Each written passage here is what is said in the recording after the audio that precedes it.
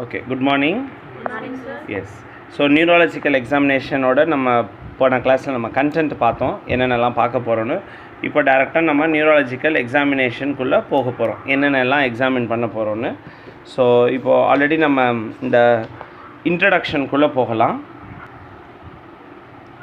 So என்ன சொல்கிறாங்கன்னா, many medical students and junior doctors think that neurological examination is extremely complicated and difficult.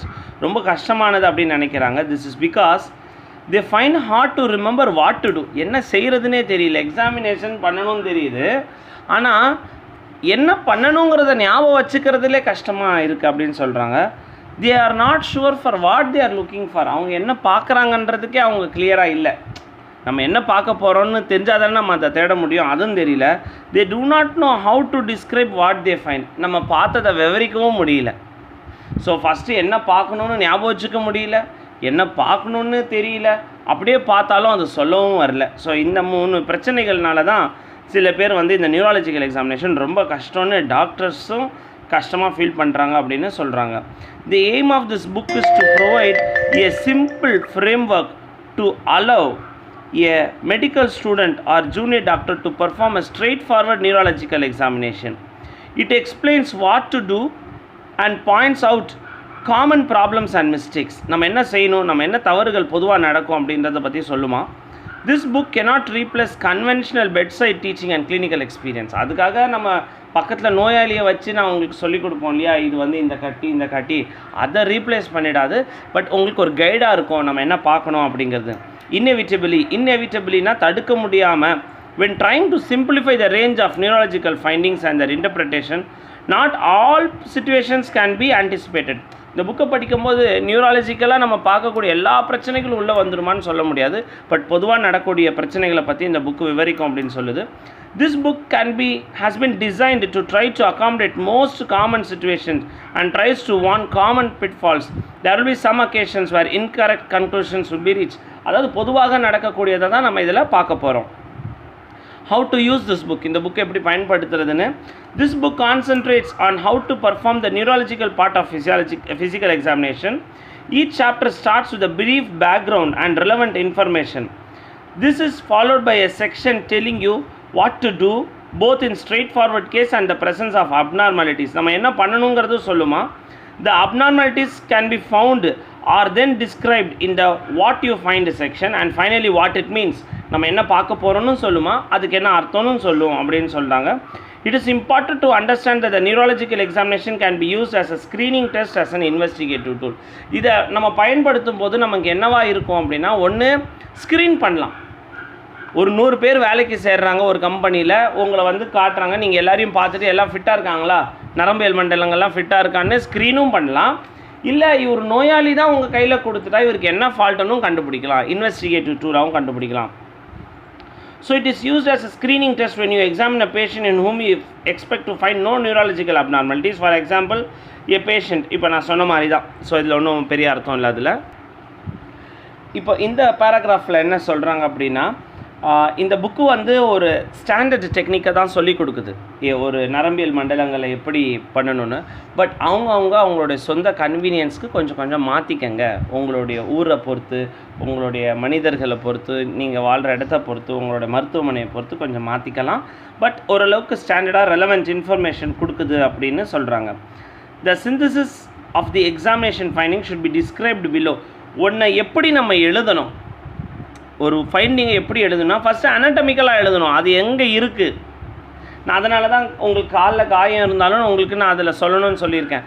ரைட்டா லெஃப்டா first, அது தையா லெக்கா ஃபுட்டா. ஃபுட்டுனா first டோவா, அதை கிரேட் டோவா லிட்டில் டோவா, அந்த மாதிரி அனட்டமிக்கலாக. Can the findings be explain by one lesion, multiple lesion, diffuse process. எந்த இடத்துல இருக்குது, அது வந்து மூளை தண்டில் இருக்கா, செரிப்ரல் கார்டெக்ஸில் இருக்கா, இல்லை மிட் பிரெயினில் இருக்கா, இல்லை மெடுலா அப்ளாங்கட்டாவில் இருக்கா அப்படின்னு. Syndromal, do the clinical findings combine to recognise a clinical syndrome.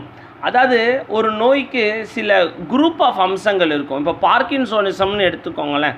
Parkinsonism வந்து உதறுவாதம் அப்படின்னு தமிழில் பேர். உதறுவாதம் எப்படின்னா, பேஷண்ட் எப்படி இருப்பாங்க ஆல்ரெடி உங்களுக்கு தெரியும், ஸ்லோவாக நடப்பாங்க பேஷண்ட்டு. கால் வந்து அப்படியே, இப்போ நீங்கள் யாரை நினைவு வச்சுக்கணுன்னா, ஸோ சமீபத்தில் அட்மிட் ஆன அந்த பேஷண்ட்டை ஞாபகம் வச்சுப்போம். பாருங்கள், அவர் நடக்கும்போது கீழே கால் கம் போட்டு ஒட்டின மாதிரி நடப்பார். முன்னாடி ஒரு கூன் போட்ட மாதிரி இருக்கும். முகத்தில் ஒரு எக்ஸ்ப்ரெஷனே இருக்காது, எக்ஸ்ப்ரெஷன்லெஸ் ஃபேஸ். நாக்கில் எச்சில் சுரந்து கீழே ஊந்துக்கிட்டே இருந்து சட்டெல்லாம் இங்கே நனைஞ்சு போயிடும். கை உதற ஆரம்பிக்கும். அப்படியே அவங்க போடணுன்னாலும் கையெழுத்து சின்னதாகிடும், மைக்ரோகிராஃபிக்ஸ்னு சொல்லுவாங்க. ஸோ இந்த ஒட்டுமொத்த அம்சங்களையும் ஒரு சிண்ட்ரோம் அப்படின்னு சொல்கிறோம். ஸோ சிண்ட்ரோம்ன்ற வார்த்தைக்கு அர்த்தம் என்ன? ஒரு கிளினிக்கல் ஃபைண்டிங் இல்லாத ஒரு 5-6 கிளினிக்கல் ஃபைண்டிங் சேர்ந்த மாதிரி ஒரு டிசீஸ் இருக்குது அப்படின்னா அதை நம்ம சிண்ட்ரோம்னு சொல்கிறோம். அப்புறம் ஈட்டியாலஜிக்கலாக எப்படி சொல்கிறோம்? ஈட்டியாலஜி அப்படிங்கிற வார்த்தை இப்போ புதுசாக இருக்கும், உங்களுக்கு அறிமுகப்படுத்துகிறேன். ஈட்டியாலஜினா காரணகர்த்தா. யார் இதுக்கு காரணம்? Once you have come to an anatomical and syndromal thesis, consider what pathological process could have been caused this. இது என்ன காரணமாக இருக்கும்? இவங்களுக்கு யார் காரணமாக இருக்கலாம்? ஒரு அடிதடி காரணமாக இருக்கலாமா? நல்லா தான் இருந்தார், இந்த மாதிரி ஒரு அசால்ட்டுக்கு அப்புறம் அவங்க அப்பா காதில் செவிலில் பளிச்சுன்னு போட்ட பிறகு தான் வலது காது கேட்கல, இல்லை ஒரு ரோட் டிராஃபிக் ஆக்சிடெண்ட்டுக்கு அப்புறம் கேட்கல, இல்லை ஒரு காய்ச்சல் வந்தது அதுக்கப்புறம் அவருக்கு கேட்கல, இல்லை அவர் தூங்கும்போது மாடியிலேருந்து கீழே விழுந்துட்டார் அதனால் கேட்கல அப்படின்னு, இல்லை ஒரு நாள் பஸ்ஸில் ஜன்னல் ஓரத்தில் பயணம் செஞ்சுட்டு இருந்தார், அடுத்த நாள் காலையில் பார்த்தா வாய் கோணிக்குச்சு, ஃபேஷியல் நர்வ் பால்சி. உங்களுக்கு நான் சொல்லியிருக்கேன், ஜன்னல் ஓரத்தில் ஈரமான காற்று படும் பொழுது சில்லுன்னு படும்போது செவன்த் கிரேனியலில் டெம்பரவரியாக பேரலைஸ் ஆகிடும். ஸோ அது மாதிரி ஈட்டியாலஜிக்கல், ஜெனட்டிக்னா மரபணுக்கள் மூலிமா வந்ததா, கன்ஜெனிட்டல்னா. ஸோ இப்போ இந்த வார்த்தை தெரிஞ்சுக்கணும், ஜெனட்டிக் வேறு, கன்ஜெனிட்டல் வேறு. ஜெனட்டிக் அப்படின்னா மரபணுக்கள் மூலியமாக மாற்றவே முடியாது. அது 23X 23Y அங்கே நடந்து முடிஞ்சிடுது. ஆனால் கன்ஜெனிட்டல்னால் தாயோட வயிற்றில் கருவில் இருக்கும் பொழுதே சில தொந்தரவுகள்னால, நம்ம எடுத்துக்கிற மாத்திரைகள்னாலையும் நம்மளுடைய தவறான உணவு பழக்கங்கள்னாலையும் நம்ம ஏதாவது எக்ஸ்ரே கதிர்வீச்சுகளுக்கு நம்ம எக்ஸ்போஸ் பண்ணிட்டோம் அப்படின்னாலும் கன்ஜெனிட்டலாக எடுத்துக்கலாம். இன்ஃபெக்ஷியஸ்னால் நோய்வாய்ப்பட்டு ஏதாவது ஒரு தொற்று நோயினாலேயா.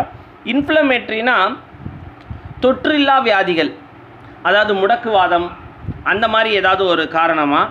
நியோபிளாஸ்டிக்னா கேன்சர் சம்மந்தமானதா, ஒரு புற்றுநோயினால் வந்திருக்கா. டீஜெனரேட்டிவ்னா தேய்மானத்தினால வந்திருக்குதா, ஒரு வாழ்க்கையோட தேய்மானத்தினால வந்திருக்கா.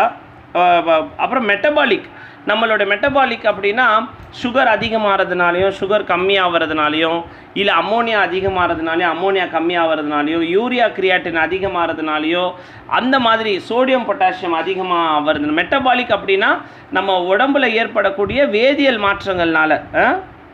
ஸோ நீங்கள் என்ன பண்ணலாம், இப்படி வந்துடுங்க சிஸ்டர், இப்படி வந்துடுங்க. வந்தீங்கன்னா இந்த புக்கு கொஞ்சம் தெரியும், சாரும் கொஞ்சம் இப்படி டர்ன் பண்ணால் கொஞ்சம் இந்த புக்கு விஷனில் வருதான்னு பார்த்துக்கோங்க. ஏன்னா இது இம்பார்ட்டண்ட். இது நானும் உங்கள் சாக்கு வச்சு தான் இந்த புக்கை படிக்கிறேன், இல்லாட்டி நான் படிக்கணும்னு நினச்சிட்டே இருந்தேன். அப்புறம் டாக்ஸிக் அப்படின்னா ஏதாவது ஒரு பாய்சனஸ் சப்ஸ்டன்ஸ் சாப்பிட்ட பிறகு, அதாவது இந்த மர்க்குரி பாய்சனிங் அந்த மாதிரி ஏதாவது அந்த மாதிரி இருக்குமா. பெராக்சிஸ்மெல்னால் திடீர்னு எப்போ வேணாலும் வரலாம், இல்லை நம்ம எதிர்மறையான நேரத்தில் வரலாம். அப்படின்ற நேரத்தில் எண்டோக்ரைன் அப்படின்னா எண்டோக்ரைன் காரணங்கள்னால சுகர் அதிகமாகிறது குறையிறதுனாலையும், தைராய்டு அதிகமாகிறதுனாலையும் குறைவதுனாலையும் அப்படின்னு. வாஸ்குலர்னால் ரத்த ஓட்ட குறைபாடுனால.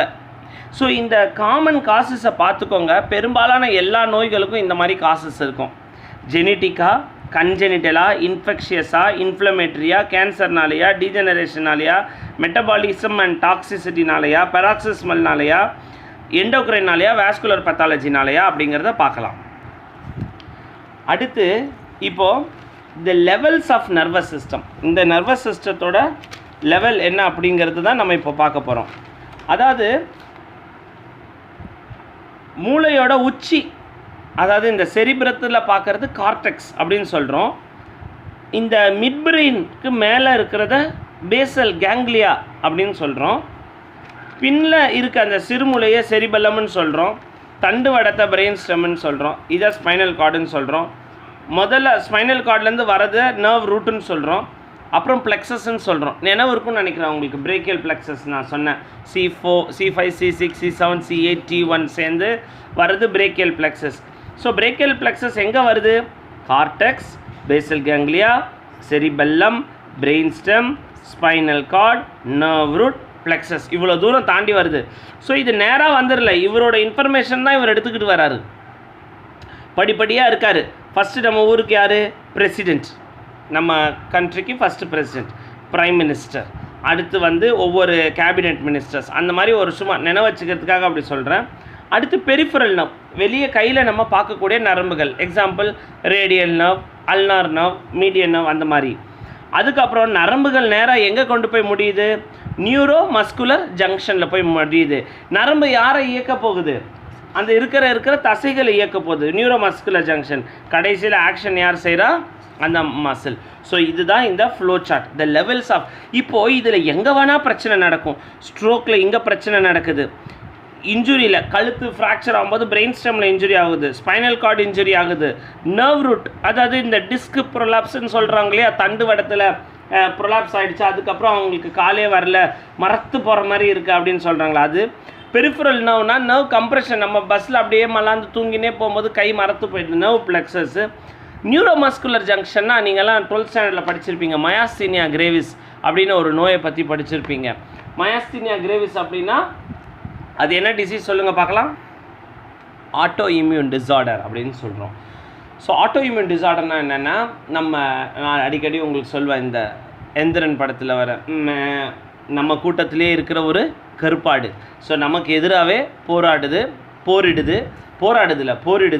ஸோ அது வந்து நம்ம உதாரணம் முடக்குவாதம் ஒரு ஆட்டோ இம்யூன் டிசீஸ். ஸோ அது மாதிரி இந்த மயாஸ்தீனியா கிரேவிஸில் என்ன நடக்குது அப்படின்னா, இந்த நியூரோமஸ்குலர் ஜங்ஷனில் அசிட்டைல் கொலின் அப்படின்னு ஒரு கெமிக்கல் சுரக்குது. இந்த நரம்பு இந்த மசில் கிட்ட எப்படி பேசுது, அவங்க லாங்குவேஜ் என்ன? அசிட்டைல் கொலின், பூட்டும் சாவியும் போல் இருக்கும். அது நியூரோமஸ்குலர் ஜங்ஷனில் அந்த நரம்பு என்ன பண்ணும், அந்த நர்வோட எண்டிங்ஸ் வந்து அசிட்டைல் கொலினை சுரந்தோடனே மசில் என்ன பண்ணும், டைட் ஆகும், ரிலாக்ஸ் ஆகும், நம்ம என்ன சொல்லுதோ அது கேட்கும்.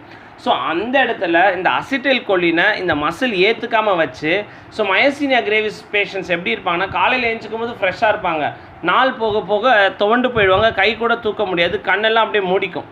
நாள் போகனா சாயந்தரம்லாம் இல்லை, 11-12 மணிக்கெல்லாம் கூட ஆகிடும். So progressive loss of muscular function. என்ன அர்த்தம்? ப்ரொக்ரெசிவ்னா ஒரு நாள்லேயே, அப்புறம் திரும்ப தூங்கி காலையில் ஏஞ்சி வந்துட்டாக்கா, கொஞ்சம் நேரம் ரெஸ்ட் எடுத்துட்டாக்கா சரியாயிடும் மயாஸ்தீனியா கிரேவிஸ். இதே மாதிரி ஒரு கண்டிஷன் நம்ம எங்கே பார்க்குறோம் அப்படின்னா, ஸ்னேக் பைட்டில் பார்க்குறோம். ஸ்னேக் பைட் வந்து வீனம் இருக்குதுன்னு சொல்கிறாங்க. அந்த வீனம் 2 விதமான பிரச்சனைகளை கொடுக்கும் அப்படின்னு சொல்லுவாங்க. ஒன்று வந்து கார்டியோவாஸ்குலர் டாக்ஸின், ரத்தம் உரையிற தன்மை, கசிகிற தன்மையை மாற்றிடும். இன்னொன்று வந்து நியூரோடாக்சிசிட்டின்னு சொல்லுவாங்க, நரம்பு மண்டலங்களில் பாதிக்கும். Ptosis is the first sign of neurotoxicity in snake bite. அதாவது ஒருத்தரை பாம்பு கடித்தா அவங்க கண்ணு சொருக ஆரம்பிக்கும், அதுதான் அர்லியஸ்ட் சைன். அதுதான் காலங்காலமாக நம்ம கேட்போம் ஊர்லெல்லாம், பாம்பு கடிச்சா தூங்க விடாதவனை எழுப்பு தட்டி எழுப்பாவன அப்படின்னா, தட்டியெல்லாம் எழுப்பிட முடியாது, தூங்கிடுறாங்க அப்படின்னா டேஞ்சர் ஆக போகுதுன்னு அர்த்தம்.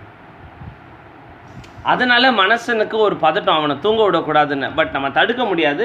ஸோ பாம்பு கடியில் அதுவும் ஒரு, ஸோ நம்மளுடைய கட்டுப்பாட்டுக்கு மீறி நம்ம இமைகள் நம்மளுடைய கண்ணை மூடுது அப்படின்னா அந்த கண்டிஷன் பேர் ptosis. P silent TSOSIS PTOSIS. So இதுதான் டோசிஸோட ஸ்பெல்லிங். ஸோ இந்த புத்தகம் முழுமையாக இந்த சில வார்த்தைகள் பயன்படுத்திக்கிட்டே வர போகிறாங்க. அந்த வார்த்தைக்கான அர்த்தங்கள் என்னென்ன அப்படின்னு சொல்ல போகிறாங்க. ஓபத்தின்னு வருமா, பத்தி அப்படின்னாலே பிரச்சனை, கஷ்டம் அப்படின்னு சொல்லுவாங்க. ஆனால் ஹிந்தியில் பதி அப்படின்னா வந்து மனைவினும் அர்த்தம் அப்படிங்கிறதும் இங்கே உங்களை குறிப்பிடுறேன். ஸோ பத்தி, மிக்ஸோபதி, ரேடிகுலோபதி, அந்த மாதிரி டயபெட்டிக், பெரிஃபரல் நியூரோபதி, அந்த மாதிரி பத்தினா பிரச்சனை அர்த்தம். ஐட்டிஸ்னா இன்ஃப்ளமேஷன், புண்ணாக இருக்குது.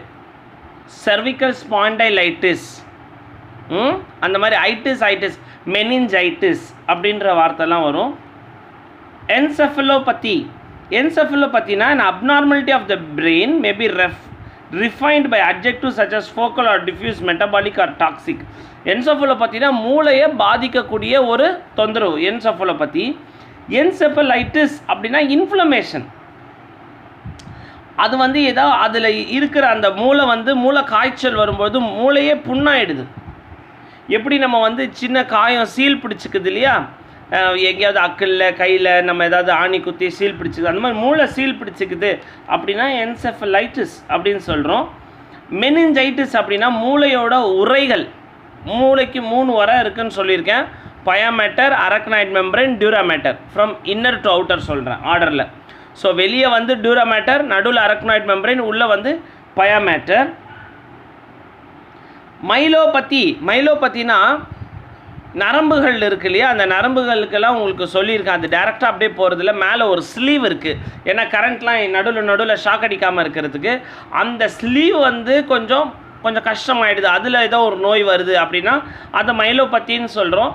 அந்த நரம்போட ஸ்லீவ் எந்த மாதிரி தொந்தரவுலாம் வரும் அப்படின்னு பார்த்தீங்கன்னா, அது ஃபோக்கலாக இருக்கலாம், டிஃப்யூஸாக இருக்கலாம். ஃபோக்கல்னால் ஒரு குறிப்பிட்ட இடத்துல, டிஃப்யூஸ் அப்படின்னா வார்த்தை பொதுவாக அப்படின்னு அர்த்தம்.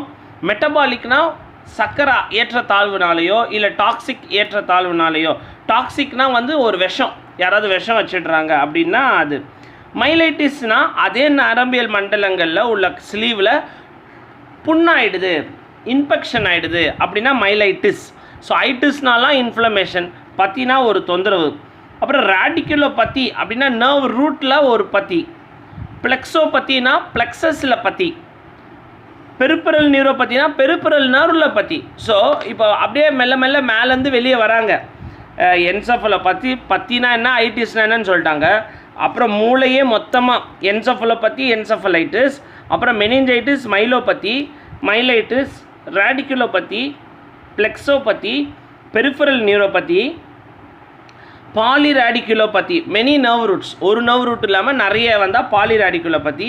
பாலிநியூரோபதினா நிறைய சிங்கிள் நர்வ்ஸ், பாலிநியூரோபதி. மோனோ நியூரோபதினா ஒரு நர்வ் மட்டும் பாதிக்கப்படுது. மயோபதி அப்படின்னா மசில், மயோனா மசில், மயோகார்டியம் அப்படின்னு சொல்கிறோம். மயோசைட்டிஸ்னால் மசிலில் ஏற்படக்கூடிய புண்ணு, அது வந்து இன்ஃப்ளமேஷன் ஆயிடுச்சு அப்படின்னா மயோசைட்டிஸ். ஃபங்க்ஷனல் அப்படிங்கிற வார்த்தைக்கு அர்த்தம் என்னென்னா, நான் structural pathology and abnormality of function, for example migraine, as a term of psychiatric illness. அதாவது எந்த ஒரு இடத்துலையும் தொந்தரவு சொல்ல முடியல, ஒன்று அது வந்து ஒரு ஸ்ட்ரக்சரல் பத்தாலஜியில் ஒரு மைக்ரேன் அப்படின்னா எங்கே தொந்தரவு இருக்குன்னே நம்ம கண்டுபிடிக்க முடியாது, ஒற்றை தலைவலியில் பெரும்பாலும் லேடிஸ்க்கு வரும். ஸோ அதை வந்து ஃபங்க்ஷனல்னு சொல்கிறோம். இல்லை சில பேர் வந்து நடிப்பாங்க, அதாவது சைக்காட்ரிக் இல்னஸ் அப்படின்னு வரும். எனக்கு இங்கே காலே எனக்கு இல்லாத மாதிரி இருக்குது அப்படின்னு சொல்லுவாங்க. திடீர்னு பார்த்தா தலை வெடித்து சுற்றில் அடித்த மாதிரி இருக்குன்னுவாங்க. ஸோ மனநல பாதித்தவங்க சொல்லக்கூடிய தொந்தரவுகளை நம்ம எங்கேயுமே இடமே சொல்ல முடியாது, இது மூளையா இது நரம்பா அப்படின்னு சொல்ல முடியாது. அதனால் அதை வந்து ஃபங்க்ஷனல் அப்படின்னு சொல்கிறோம். ஸோ ஃபங்க்ஷனல்னால் ஒன்று இடம் பொருளில் நம்ம சொல்ல முடியாததையும், இன்னொன்று மனநல பாதித்தவங்க சொல்லக்கூடிய தொந்தரவுகளை ஃபங்க்ஷனல் அப்படின்னு சொல்கிறோம். ஸோ அடுத்து இப்போ நம்ம உள்ளே போகிற சாப்டர் வந்து history and examination. So history ரொம்ப இம்பார்ட்டன்ட்டு. ஸோ இதில் ஹிஸ்ட்ரியை எப்படி ஒப்பிடுறாங்கன்னு ஒரு வரியை சொல்கிறாங்க பாருங்கள். Just like detectives gain most of the information from the witnesses rather from the criminal itself. கொலைகாரன் கேட்டால் நான் பண்ணலை தான் சொல்லுவான், கொலையை பார்த்தவன்னு சொல்லுவான். ஆமாம் சார், அவன் அங்கே வந்துகிட்டே இருந்தான் சார், வந்த பிறகு அந்த வண்டியாண்ட வந்து நின்றுட்டே இருந்தான் சார், அவன் கரெக்டாக வரும்போது போட்டு தள்ளிட்டான் சார் அப்படின்னு சொல்லுவான். ஸோ கொலைகாரங்கிட்ட கேட்டால் நான் இல்லைன்னு தான் சொல்லுவோம். ஸோ அந்த கிரிமினலை கேட்குறத விட அந்த க்ரைமை யார் விட்னஸ் பண்ணாங்கன்றவங்கள தான் நம்ம கேட்கணும். அதனால் ஒரு நியூராலஜிஸ்ட், அதாவது இல்லை நம்ம நியூராலஜிக்கல் எக்ஸாமினேஷன் பண்ணும்போது நம்ம ஒரு நல்ல ஹிஸ்ட்ரி எடுக்கும்போது, அது பேஷண்ட் கிட்ட இருந்தாலும் சரி, அது அட்டெண்டர் கிட்ட இருந்தாலும் சரி, ஹிஸ்ட்ரி எடுக்கிறதுலே நம்ம நல்லா கற்றுக்கலாம் அப்படின்னு சொல்கிறாங்க. சரி, ஹிஸ்ட்ரியில் இப்போ என்னென்னலாம் கேட்கணும் அப்படின்னு கேட்குறாங்க. ஃபஸ்ட்டு ஏஜ் கேட்கணும், செக்ஸ், மேலா ஃபீமேலா, ஹேண்டட்னஸ், அவங்க ரைட் ஹேண்டடா லெஃப்ட் ஹேண்டடா அப்படின்னு கேட்கணும். ஆக்குபேஷன், என்ன வேலை செய்கிறாங்கன்னு கண்டிப்பாக கேட்கணும். ஸோ நம்ம பேஷண்ட் நினச்சிப்பாங்க, நம்ம ஆக்குபேஷன் கேட்டால் நமக்கு ஃபீஸ் அதுக்கேற்ற மாதிரி போடுவாங்க. ஸோ யார் கேட்டாலும் கூலின்னு சொல்லுமா போய் டாக்டர் அப்படின்னு வீட்டில் சொல்லி அனுப்பிச்சிடுவாங்க. நீ அங்கே போயிட்டு நான் கொத்தனார்னு சொல்லிட்டு அவள் தான் உருவி விடுவாங்க உங்கள்கிட்ட இருக்கிற அருணாகயிறு. அதனால நீ யார் கேட்டாலும் அதனால நம்ம கூலி தான், எல்லோரும் கூலி வேலை தான் செய்கிறோம். ஒரு வேளை பேஷண்ட் கூலின்னு சொன்னால் கூட, அம்மா எல்லோரும் கூலி தான் செய்கிறோம், நான் டாக்டர் வேலை செஞ்சு கூலி வாங்குகிறேன், நான் நர்ஸு வேலை செஞ்சு கூலி வாங்குறேன், நீங்கள் என்ன வேலை செஞ்சு கூலி வாங்குறீங்கன்னு கேளுங்க. கூலிங்கிறது சம்பளம்னு அர்த்தம். எல்லோரும் தான் சம்பளம் வாங்குகிறோம், என்ன வேலை செஞ்சு அந்த சம்பளத்தை வாங்குறீங்க? ஆசிரியராக இருக்கிறீங்களா? ஸோ அது மாதிரி விலாவரியாக நம்ம கேட்கணும். சும்மா கூலின்னு எழுதிடக்கூடாது. இனிமேல் ஆக்குபேஷனில் கூலின்னு வார்த்தையே வரக்கூடாது. எல்லாருமே கூலி தான்.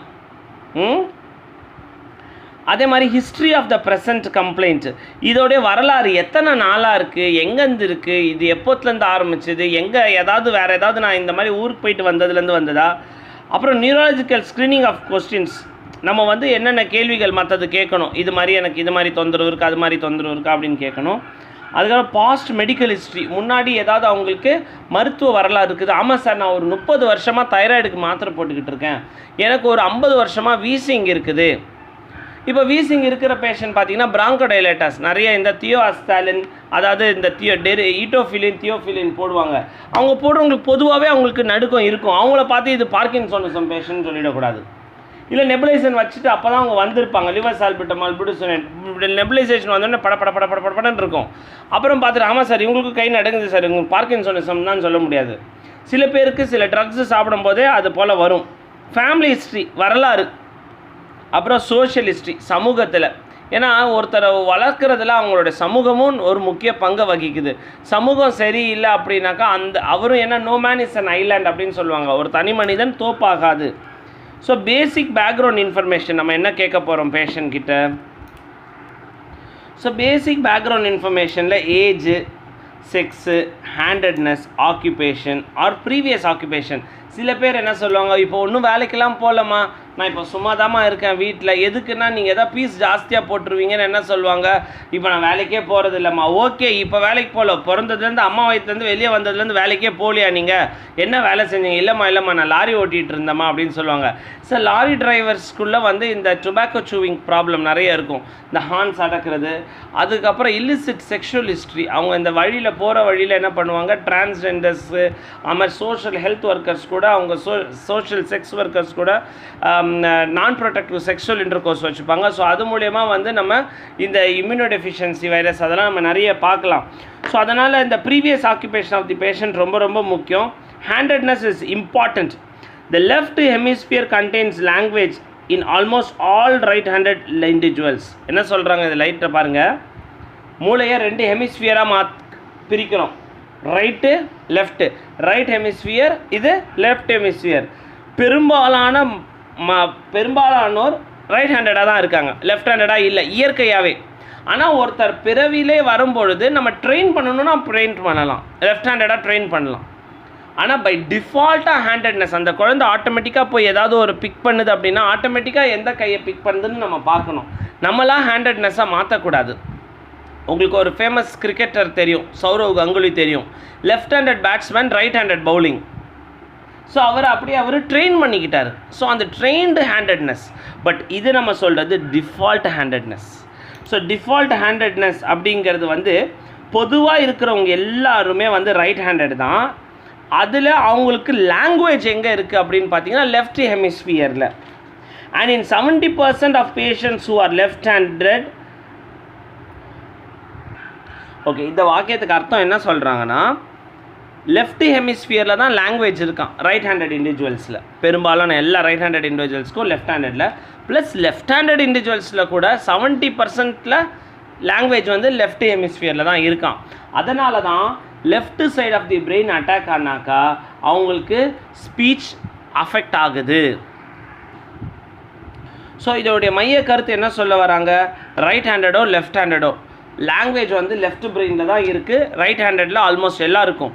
லெஃப்ட் ஹேண்டர்ஸில் 70% ஆஃப் தி இண்டிவிஜுவல்ஸ்க்கு ஸ்டில் லாங்குவேஜ் லெஃப்ட் ஹெமிஸ்பியரில் தான் இருக்குது.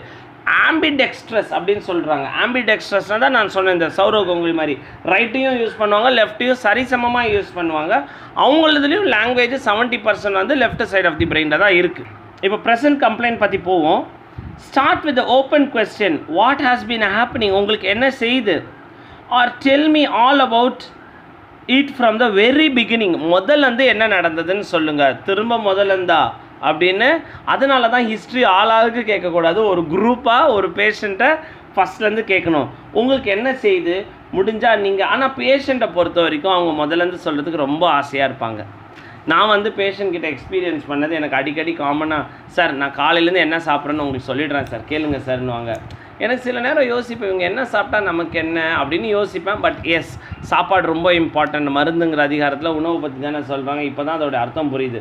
அவங்க சொல்லுவாங்க, காலைன்னு சொன்னால் எனக்கு 2 காஃபி, அப்புறம் இட்லி, அப்புறம் கொஞ்சம் ஓட்ஸ் கஞ்சி, அப்புறம் 11 மணிக்கு கொஞ்சம் சுண்டல், அப்புறம் 3 மணிக்கு கொஞ்சம் சாப்பாடு, 4 மணிக்கு ஒரு பஜ்ஜி, 6 மணிக்கு ஒரு டீ, நைட்டில் தூங்குற வரைக்கும் சொல்லிகிட்டே வருவாங்க. டைம் டேபிள், ஹிஸ்ட்ரி ஜாகிரபிஸ் அந்த மாதிரி.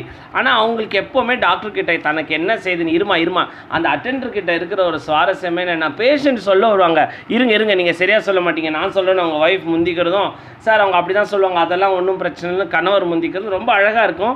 ஸோ ஆசையாக ஹிஸ்ட்ரி டேக்கிங் எடுத்திங்கன்னா ரொம்ப தமாஷாக இருக்கும். ஸோ அவங்கள்ட்ட நம்ம என்ன கேட்கணுன்னா, முதல்லேருந்து என்ன நடந்ததுன்னு சொல்லுங்கள், இல்லை உங்களுக்கு என்ன செய்யுது. Try to let patients tell the story in their own words with minimum interruption. நம்ம அந்த நோயாளியை கிட்டேயே கேட்போம், முதல்ல அவங்களுக்கு என்ன செய்யுதுன்னு. நீங்களே பேசக்கூடாது. ஓ அப்படியாம்மா, ஓ இப்படியாம்மா, உனக்கு இது செய்தாம்மா, அப்படியே இல்லை, அவங்கள பேச விடுங்க. நம்ம காது கேட்குற காதாக இருக்கணும், அவங்களது வாய் பேசுகிற வாயாக இருக்கணும். The patient May need to be encourage to start from the beginning. Sir அவங்க சில பேஷண்ட் அவங்களே முடிவு பண்ணிடுவாங்க, சார் இவ்வளோ ஃபைல் இருக்குது, இதெல்லாம் பார்க்க உங்களுக்கு நேரம் இருக்காது, நான் சுருக்கமாக இதை மட்டும் சொல்லிடுறேன்னு. எனக்கு நிறைய டைம் இருக்குது. நம்மளுடைய ஏன்னா அந்த பேஷண்ட்டை ஃபஸ்ட்டு நீங்கள் பார்த்தீங்கன்னா, நம்ம ஓபி பேஷண்ட்ஸில் நான் ஃபஸ்ட்டு விசிட் மட்டும்தான் 20-30 மினிட்ஸ் பார்ப்பேன். அதுக்கப்புறம் வந்தாலாம் 2 நிமிஷத்தில் கூட அனுப்பி விட்ருவேன். ஏன்னா எனக்கு ஹிஸ்ட்ரி தெரிஞ்சிடும். ஆனால் ஃபஸ்ட்டு டைம் நான் அந்த பேஷண்ட்டோட எஸ்டாப்ளிஷ் கான்டாக்ட், இன்னும் நல்ல ஹிஸ்ட்ரி கேட்டோம்னா, அப்பா டாக்டர் ரொம்ப நல்ல டாக்டருமா, நல்ல நர்ஸ்மா, ரொம்ப பொறுமையாக என்னோடய கதை எல்லாம் கேட்டாருமா, எனக்கு இப்போ நான் வந்து போனதே எனக்கு பாதி திருப்தியாக இருக்குமா, நான் மாத்திரை அவர் எழுதினாலும் பரவாயில்ல, அவர் என் பிரச்சனையை கேட்டார், அதுவே எனக்கு பாதி ட்ரீட்மெண்ட் ஆகுதுன்னு பேஷண்ட் வாய் கூட நீங்கள் சொல்கிறத நீங்கள் கேட்டிருப்பீங்க. அதனால் பேஷண்ட் கிட்ட என்ன சொல்லணும்னா, நீங்கள் முதல்ல சொல்லுங்கள், நீங்கள் இல்லை சார் பின்னாடி பேஷண்ட்லாம் சத்தம் போட்டுட்ருக்காங்க சார், அடுத்த நீங்கள் அதை பற்றி வருத்தப்படாதீங்கம்மா, உங்களை நான் பார்த்துக்கிறேன், நீங்கள் உங்களுக்காக தான் நான் இந்த நேரம், நான் உங்களுக்காக தான் இங்கே உட்காந்துருக்கேன், நீங்கள் இதை நம்ம ஹிஸ்ட்ரி டேக்கிங்கில் செய்கிறத நீங்கள் பார்த்துருப்பீங்க, இப்போ அவங்களாம் நான் மேனேஜ் பண்ணிக்கிறேன், நீங்கள் இல்லை சார் பின்னாடி ஒரே சத்தம் கஷ்டப்பட, நீங்கள் உங்களுக்கு என்ன தொந்தரவுன்னு மெல்ல நிதானமாக சொல்லுங்கள் அப்படின்னு சொன்னோடனே என்கரேஜ் பண்ணணும். Often patients want to tell you what is happening now. தனக்கு இப்போ என்ன செய்யுது அப்படின்னு சொல்லுவாங்க. இல்லை என்ன பண்ணுவாங்க, சார் இதுக்கெல்லாம் நான் ட்ரீட்மெண்ட் அவர்கிட்ட எடுத்துட்டேன், நான் அதுக்கெலாம் வரல, நான் இதுக்கு தான் உங்ககிட்ட வந்தேன். அப்போ நம்ம என்ன உடம்புல தனித்தனியாக ஸ்பேர் பார்ட்ஸாக ஒரு உறுப்பையும் நம்ம தனியாக ஹேண்டில் பண்ண முடியாது. இல்லை அவங்களே டிசைட் பண்ணிவிடுவாங்க, நீங்கள் ஆர்த்தோ டாக்டர் தான், நான் ஆர்த்தோ சம்மந்தமான பிரச்சனை தான் நான் சொல்லுவேன் அப்படின்னு அவங்களே டிசைட் பண்ணிப்பாங்க. ஸோ அந்த மாதிரி ஏதாவது இடையூறுகள் இருந்தாலும் நம்ம கட் பண்ணி விட்டுடணும், நம்ம ஃபுல்லாக தான் நம்ம கேட்கணும். You will find this easier to understand if you know what extends events led up to the current situation. முதல்லேருந்து என்ன நடந்துச்சுன்னா, ஏன்னா ஒரு நல்ல ஹிஸ்ட்ரி எடுத்தால் டயக்னோசிஸ் சும்மா அதை விட ஈஸி கிடையாது. நம்ம சென்டரில் ஒன் ஆஃப் தி சக்ஸஸ்ஃபுல் பாயிண்ட்டுக்கான இதுதான் குட் ஹிஸ்ட்ரி டேக்கிங். நம்ம டே 1லேருந்து நம்ம ஹிஸ்ட்ரி டேக்கிங்க்கு நிறைய கவனம் செலுத்திட்டு இருக்கோம். ஸ்டாண்டர்ட் கொஸ்டினரும் இப்போ கூட டயபெட்டிஸ் கொஸ்டினர் கூட ரெடி பண்ணிக்கிட்டு இருக்கோம். இப்போது the nature of the complaint, make sure you have understood what the patient is describing. அவர் சொல்ல வருது முதல்ல உங்களுக்கு புரியுதா அப்படிங்கிறது important. For example, dizziness may mean vertigo, the true sensation of spinning or lightheadedness, or swimming sensation in the head. When a patient says his vision is blurred, he may mean it double. A patient with weakness but no altered sensation may refer to nimbus lump. அதாவது என்னன்னா, அவர் சொல்ல வரதும் நீங்கள் புரிஞ்சுக்கிறதும் ஒன்றா. சில பேர் எனக்கு நினைவு இருக்குது, சார் எனக்கு கிட்னியில் அடிபட்டுது சார் அப்படின்னு சொல்லுவாங்க, எனக்கு இந்த கிட்னி வீக்கமாக இருக்குது. என்னடா நம்ம இவ்வளோ வருஷம் டாக்டர் வேலை பார்க்குறோம், கிட்னியை தொட்டு பார்த்ததே இல்லையே, இவர் எங்கே கிட்னியை தொட்டு பார்த்தாருன்னு, எங்கே கிட்னியை காட்டுப்பா, எங்கே வீங்கி இருக்குது காட்டுங்க, நான் சட்டையை அவுப்பாருன்னு பார்த்தா பேண்ட் அவுப்பார். அவர் விரக்கொட்டையை தான் கிட்னின்னு சொல்கிறாரு. ஸோ அவர் சொல்கிற மொழியும் நம்ம புரிஞ்சுக்கிற மொழியும் ஒன்றா அப்படின்னு சொல்லணும். ஸோ பேஷண்ட் எனக்கு ஒரே கேராக இருக்குன்னுவாங்க. உடனே நம்ம சிஸ்டர் என்ன பண்ணுவாங்க, கம்ப்ளைண்ட்ஸ் ஆஃப் கேர்னஸ் 3 daysன்னு எழுதிடுவாங்க. கேர்ந்தாம்ப்பா, என்னப்பா கேருன்னா, நான் குவார்டர் அடித்த மாதிரி இருக்கா கேரு, இல்லை ரூமே சுற்றுற மாதிரி இருக்கா, இல்லை உங்களால் நிற்கவே முடியலையா, கேர்னா என்ன, எதை நீங்கள் கேர், ஏன்னா அவரோட ஒக்காபுலரி ஒன்று இருக்கும், அச்சு போட்ட மாதிரி இருக்குன்னுவாங்க சில பேர். கை கால்லாம் குறக்கு இழிக்குது அப்படின்வாங்க. ஓகே, கை கால்லாம் குறக்கு தான் இழிக்குது, அது எப்படி இருக்குது, என்ன செய்து குறக்கு அடிச்சுப்பட்ட மாதிரி இருக்குன்னா இந்த பாஷா படத்தில் ரஜினியை கம்பத்தில் போட்டு அடிப்பாங்களே அது மாதிரி இருக்கா, இல்லை நான் வேணால் அது மாதிரி அடித்து காட்டுட்டுமா அது போல் இருக்கா, நீங்கள் கேளுங்க, சும்மா தமாஷா பேஷண்ட் கூட ரேப்போ டெவலப் ஆகும். ஸோ அந்த அடிச்சு போட்ட மாதிரி இருக்குன்னா என்ன அப்படிங்கிறது நம்ம தெரிஞ்சுக்கணும். ஸோ இப்போ ஒரு அழகாக ஒரு ஃப்ளோ சார்ட் கொடுத்துருக்காங்க. Interpretation of the patient symptoms, patient என்ன சிம்டம்ஸ் சொல்கிறாங்க இன்டர்பிரேட் பண்ணணும். Time course of the symptom ரொம்ப இம்பார்ட்டண்ட். எனக்கு இந்த கை பயன்படுத்த முடியல அப்படின்னு நான் சொல்லுவோம். நம்ம என்னமோ புதுசாக ஸ்ட்ரோக் வந்திருக்கு, நம்ம வந்து சிடி எடுக்கணுமா எம்ஆர்ஐ எடுக்கணுமா, முதல்ல 24 ஹவர்ஸ்னால் சிடி எடுக்கணுமே, ஏன்னா எம்ஆர்ஐயில் சேஞ்சஸ் தெரியாது, அதை அப்போ நம்ம ப்ளீடிங்காக இல்லையா, நம்ம உடனே ஹெப்பாரின் ஸ்டார்ட் பண்ணுமா என்ன நம்ம யோசிச்சுட்டு இருப்போம். அப்புறம் பேஷண்ட் ஒரு குண்டை போடுவார், சார் இது 10 வருஷமாக இருக்குது சார் எனக்குன்னு, ஏதோ அப்போ நடந்த மாதிரி சொல்லுவாங்க பேஷண்ட்டு. நல்லா நம்ம கேட்டுகிட்டே இருப்போம், இங்கே ஒரு மரு இருக்குது, என்னமோ நேற்று தான் காயப்பட்டு செகப்பாச்சு, இது எனக்கு குழந்தையிலேருந்தே இருக்குது சார்னு கடைசியில் ஒரு ட்விஸ்ட் வைப்பாங்க. ஸோ அந்த டைம் கோர்ஸ் ஆஃப் சிம்டம்ஸ் ரொம்ப ரொம்ப இம்பார்ட்டண்ட்டு. அப்புறம் generate hypothesis and differential diagnosis. இப்போது நம்ம இப்போ ஹைப்போதிசிஸ் கிரியேட் பண்ணணும். அவங்க பிரச்சனையை சொல்லுவாங்க, எவ்வளோ நாளாக இருக்குன்னு சொல்லுவாங்க. இப்போது நம்ம எதுவாக இருக்கலாம், ஒன்றோட நம்ம கண்ணை மூடிக்கக்கூடாது.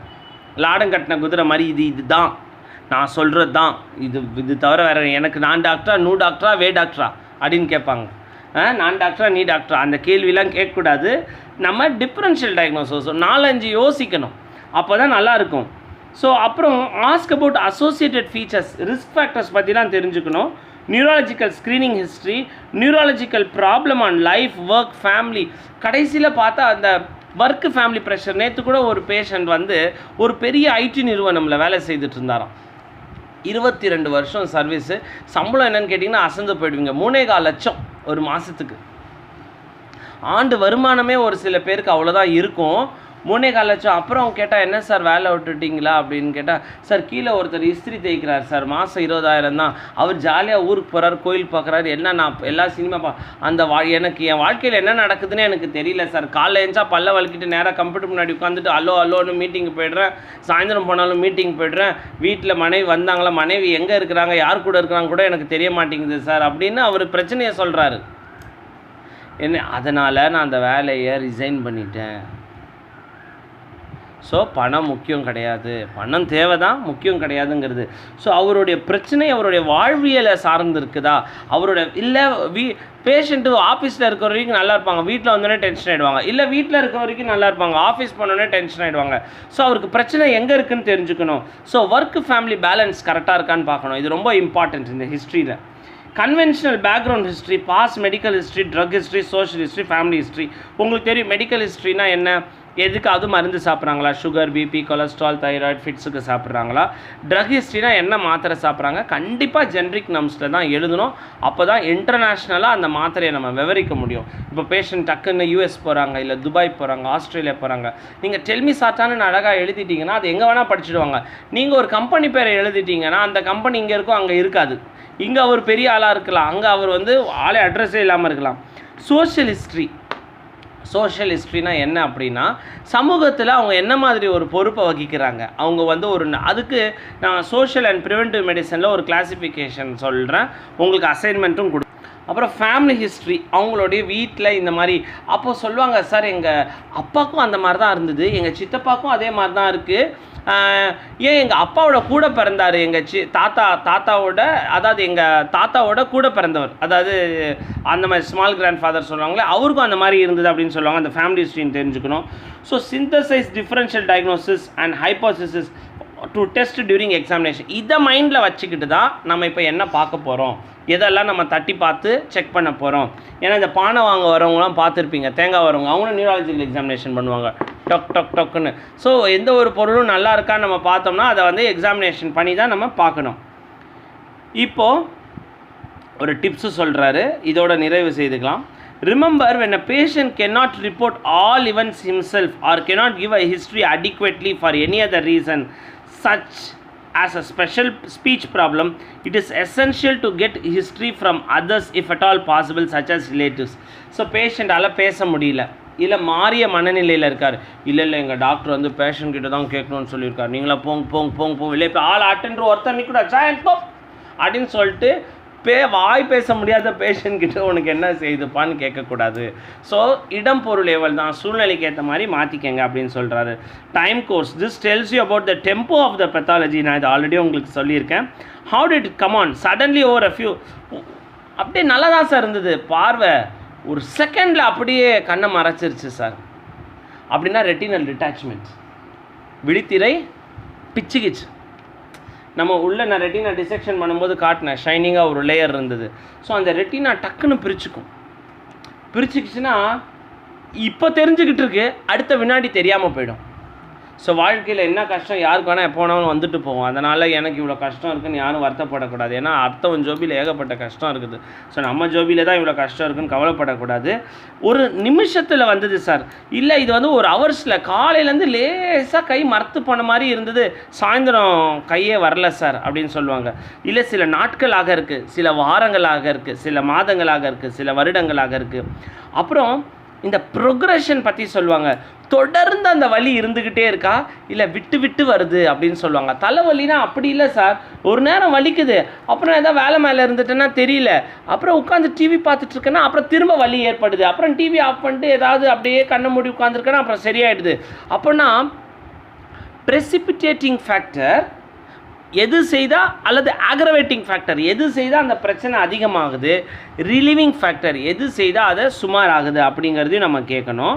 Has it improved, stabilised, progressed in a stepwise fashion, கொஞ்சம் கொஞ்சமாக அதிகமாச்சா இல்லை ஒரேடியாக அதிகமாச்சா? While describing the progression, use a functional gauge where possible. For example, the ability to run, walk using one stick, walking with a frame. அதாவது அவர் எடுத்த உடனே அவர் walking stick வரல, முதல்ல வந்து ஃப்ரேம் வச்சு நடந்துட்டு இருந்தார், அப்புறம் அடுத்து வாக்கர் வச்சு நடந்துட்டு இருந்தார், இப்போ வீல் சேரில் வந்துக்கிட்டு இருக்கார். அந்த மாதிரி ஏதாவது டைம் ஃப்ரேம் இருந்தால் ஃப்ரேமை பற்றி சொல்கிறாங்க. இஃப் இன்டர்மிட்டன்ட், தொடர்ந்து இல்லை விட்டு விட்டு வருதுன்னா ஒரே நாளில் விட்டு விட்டு வருதா, இல்லை ஒரு மாதத்தில் விட்டு விட்டு வருதா, இல்லை வருடத்தில் எனக்கு செப்டம்பர் ஆனால் தான் சார் அந்த மாதிரி வரும் அப்படின்னா இதை குளிர்காலத்தை பொறுத்து வருது அப்படின்னு நம்ம கேட்டுக்கணும். கடைசி டிப்பாக இதை சொல்லி முடிச்சுக்கலாம். It is better to get an exact description for each event, particularly the first and last events, rather than an abstracted summary of a typical event. அதாவது ஒரு ஈவெண்ட்டை சுருக்கமாக கேட்குறத விட அந்த ஒரு ஈவெண்ட்டையும் ஃபுல்லாக ஃபஸ்ட் அண்ட் லாஸ்ட் வரைக்கும் ஃபுல்லாக கேட்க சொல்கிறாங்க. ஸோ ஓவராலாக ஹிஸ்ட்ரி டேக்கிங்கில் என்ன சொல்கிறாங்கன்னா, நல்லா டைம் ஸ்பெண்ட் பண்ணணும். சும்மா இந்த 100 பேஷண்ட்டை பார்ப்பேன் 200 பேஷண்ட்டை பார்ப்பேன்னு பெருமிதம் கொள்றதுல எந்த பிரயோஜனமும் இல்லை. அதுக்கு வேணால் எல்லாருக்கும் ஒரே மாத்திரை கொடுத்துட்டு போயிடலாம். அது வந்து பெரும்பாலும் இந்த கை கால் குடைச்சல் கேஸாக இருக்கும். உண்மையாக வியாதியஸ்தராக வராங்க, அவங்க வந்து நடக்க முடியல, பார்த்தீங்கன்னா ரொம்ப நம்ம ஓபிலையும் பார்த்தீங்கன்னா நிறைய சிக் பேஷண்ட்ஸ் தான் இருப்பாங்க. ஸோ இங்கே நம்ம என்றைக்குமே சில பேர் கூட நம்ம ஃப்ரெண்ட்ஸ் கூட சொல்லுவாங்க, என்னப்பா 20 பேர் தான் பார்க்குறியா, அங்கெல்லாம் எங்கள் ஊர்லலாம் வந்து பாரு, நாங்களாம் 300 பேர் ஜக்கன்னு இருக்கும். அந்த ஜக்கன்னு இருக்கும் அப்படிங்கிற அது மாதிரி பார்க்கவும் ஒரு டாக்டர் வேணும். ஏன்னா வந்து இந்த கை கால் குடைச்சல்கிட்ட போய் இவ்வளோ கேட்டால் என்ன ஆகும், சார் உன்னை ஏதோ ஒரு ஊசி போடுவீங்க 2 மாத்திரை கொடுப்பேன்னு வந்தேன், எங்கள் ஆயா என்ன செஞ்சாங்க, எங்கள் அம்மா என்ன செஞ்சாங்க, இந்த இடுப்பு வலி வந்து காலைல வந்தா சாயந்தரம் வந்துதா, சும்மா வலிக்குது சார் வேலை மேலே போனேன், இல்லாட்டி நான் போய்ட்டு அப்படியே சரக்கு கடைக்கு போயிட்டுருப்பேன் நீங்கள் ஊசி போடலைன்னா அப்படின்னு சொல்லுவாங்க. ஸோ அந்த மாதிரியும் டென்ஷன் ஆகிடுவாங்க. அதனால இடம்பொருள் இடம்பொருள் லெவல் ரொம்ப முக்கியம். ஸோ இதை நான் ஆல்ரெடி உங்களுக்கு சொல்லிட்டேன். Precipitating factor, relieving factor. Remember that a spontaneously reported symptom is much more significant than an obtained one. அதாவது ஒரு பிரச்சனை வந்து நான் இந்த சைக்கிள் ஓட்டும் போது, இது உங்களுக்கு அழகாக நான் சொல்கிறேன். ஒரு சில பேருக்கு இந்த கண்ட சதை வலிக்கும், காஃப் மசில்ஸ், உட்காந்துனே இருப்பேன் சார், திடீர்னு ஏஞ்சி நடந்து போவேன், கொஞ்சம் தூரம் நடந்தோடனே கண்ட சதை சும்மா பின்னி வலிக்கும் அப்படின்வாங்க. அப்படியே நண்டு பிடிக்கிற மாதிரி வந்து பிடிக்கும் சார், தேல் கொட்டுற மாதிரி வலிக்கும் அப்படின்வாங்க. அப்புறம் என்னங்க செய்வீங்கன்னு கேட்பேன். கொஞ்ச நேரம் உட்காந்துருவேன் சார் அப்படின்னாங்க. உட்காந்தா என்னங்க ஆகும், கொஞ்சம் ப்ராப்ளமாக இருக்கும் சார். அப்புறம் என்ன பண்ணுவீங்க, திரும்ப நடப்பேன் சார். அப்புறம் ஒரு 10 அடி எடுத்து வைக்க மாட்டேன் சார், திரும்ப எங்கேருந்தான் வருதுன்னு தெரியல, அந்த நண்டு கவுன்னு வந்து கவுது சார், அதுதான் சார் நீங்கள் எடுக்கணும் அப்படின்வாங்க. அப்புறம் இல்லை சார் அது நல்லா தான் சார் இருந்தேன், அது எதிர்த்துல. அப்புறம் சும்மா சொல்லுவாங்க, அவங்க கொஞ்சம் இந்த மாந்திரிகம்லாம் பண்ணுவாங்க சார் அப்படின்வாங்க. அவங்க நடத்தையே சரியில்லை சார், ஊர்லலாம் சொல்லுவாங்க சார். எனக்கு முதல்ல நம்பிக்கை இல்லை சார், ஆனால் எப்போ எனக்கே இப்படி ஆயிடுச்சோ நான் அப்போத்துலேருந்து தான் நான் வந்து உங்களை பார்க்க வந்தேன் சார், அது நீங்கள் ஏதாவது நீங்கள் சொன்னாங்க, நீங்கள் இதெல்லாம் கொஞ்சம் எடுத்து விடுவீங்கன்னு அப்படின்னும் சொல்லுவாங்க பேஷண்ட்டு இந்த மாந்திரிகத்துக்கு. அப்புறம் பார்த்தா இது ஹிஸ்ட்ரி என்ன அப்படின்னா, peripheral vascular disease. Claudication pain அப்படின்னு இதுக்கு அர்த்தம். என்ன அர்த்தம்னா, ஒரு இரத்த குழாய், நீங்கள் ஞாபகம் இருக்கா, வெயில் காலத்தில் நம்ம குழாயில் வர தண்ணி எப்படி இருக்கும்? மெலிசாக வரும். அதுவும் இந்த 4 அப்பார்ட்மெண்ட் இருக்கிற வீடு என்ன பண்ணுவாங்க, எப்போ பார்த்தாலும் குழாய் திறந்து வச்சுடுவாங்க. ஏன்னா மோட்டரில் தண்ணி வந்தோடனே நமக்கு வந்து பக்கெட்டை வந்து விழுந்துடணும். அது வடிஞ்சு வேணால் கீழே போகலாம், ஆனால் மேலே இருக்கிற அப்பார்ட்மெண்ட்டில் இருக்கிறால அதை தண்ணி பிடிக்கக்கூடாது. அவ்வளோ சுயநலம் நம்ம ஊரில் மக்கள். அது கிராமத்தில் நம்ம பார்க்க முடியாது, ஏன்னா மாடி வீடு அங்கே ரொம்ப இல்லை. பட் நகர்ப்புறங்களில் இந்த அப்பார்ட்மெண்ட்டில் இருக்கிறவங்க பார்த்தீங்கன்னா அந்த பாத்ரூம் அது வடிஞ்சு கீழே வேணால் போகலாம், அவங்களுக்கு அதில் எந்த இதுவும் இல்லை. பக்கத்து வீட்டு ஆண்டி மட்டும் எடுக்கக்கூடாது அந்த தண்ணியை. ஸோ அந்த மாதிரி ஸோ அந்த வெயில் காலத்தில் வர தண்ணி பார்த்திங்கன்னா ரொம்ப மெலீஸாக வரும். ஸோ அந்த மாதிரி நம்ம காலில் இருக்கிற இரத்த குழாய்களில் ரத்தம் ரொம்ப மெலீஸாக போச்சுன்னா, ஏன் மெலீஸாக போச்சு? ஒன்று இரத்த குழாய் சுருங்கி இருக்கலாம் ஸ்மோக்கிங்னால், இல்லை இரத்த குழாயில் கொழுப்பு படிஞ்சு அது சுருங்கி போயிருக்கலாம். ஸோ ஏதோ ஒரு காரணம், அதாவது ஒரு பாத்வே சுருங்க 2 காரணமாக இருக்கலாம். ரிலேட்டிவ் ஃபேக்டர், ஒன்று பாத்வே சுருங்கி இருக்கலாம், இல்லை பேசஞ்சர் பெருமனாக இருக்கலாம். ஸோ பிளட்டு திக்காக இருந்தாலோ இல்லை வெசல் தின்னாக இருந்தாலோ ரத்தம் கம்மியாக போகும். ரத்தம் கம்மியாக போகும்போது நடக்க நடக்க அந்த ரத்தம் பயன்பட்டுட்டு ஒரு 10 அடி எடுத்து வச்ச பிறகு ரத்தம் இல்லாததுனால அது என்ன ஆகும், அப்படியே நண்டு பிடிக்கிற மாதிரி வலி இருக்கும். அப்புறம் ஹிஸ்ட்ரி கேட்டிங்கன்னா, பேஷண்ட் வந்து 3 கட்டு பீடி பிடிக்கிறேன்பாங்க. முதல்ல பீடி பிடிக்கிறத நிறுத்தப்பா, நீ நல்லா நடக்கலாம் அப்படின்னு சொன்னோடனே, ஆமாம் சார் நீங்கள் சொன்னீங்க உடனே நிறுத்தினேன் சார், ஒரு 10 நாளில் இப்போ கொஞ்சம் பரவாயில்ல சார், ஒரு 2 கிலோமீட்டர் நடக்கிறேன் சார். ஆனால் இருந்தாலும் பேஷண்ட்டுக்கு ஆன்ஜியோகிராம்லாம் செய்து பார்த்துட்டு தான் அப்புறம் நம்ம ஏதாவது அடப்பு இருந்தால் தான் ஸ்டென்ட்லாம் எடுக்கலாம். ஸோ மாந்திரிகத்துலேருந்து நம்ம இந்த கிளாடிகேஷன் பெயின் வரைக்கும் நம்ம எப்படி இருக்குன்னு நம்ம பார்த்தோம். ஸோ வர வகுப்புகளையும் முடிஞ்சதுன்னா நம்ம டைம் எப்போல்லாம் கிடைக்குதோ அப்போல்லாம் இந்த நியூராலஜிக்கல் எக்ஸாமினேஷன்ஸ்குள்ளே போகலாம். So end of the class of neurological examination. இது ஒரு சின்ன புக்கு தான். ஸோ ஆனால் நம்ம நிதானமாக படிக்கணும், ஏன்னா இது வந்து இம்பார்ட்டண்ட் எக்ஸாமினேஷன். ப்ளஸ் நானும் இது ஃப்ரெஷ்ஷாக தான் படிச்சுக்கிட்டு இருக்கேன், அதனால தான் லைன் பை லைனாக டிஸ்கிரைப் பண்ணிகிட்ருக்கேன். நம்ம நெக்ஸ்ட் கிளாஸில் சந்திப்போம். Good morning, have a nice day.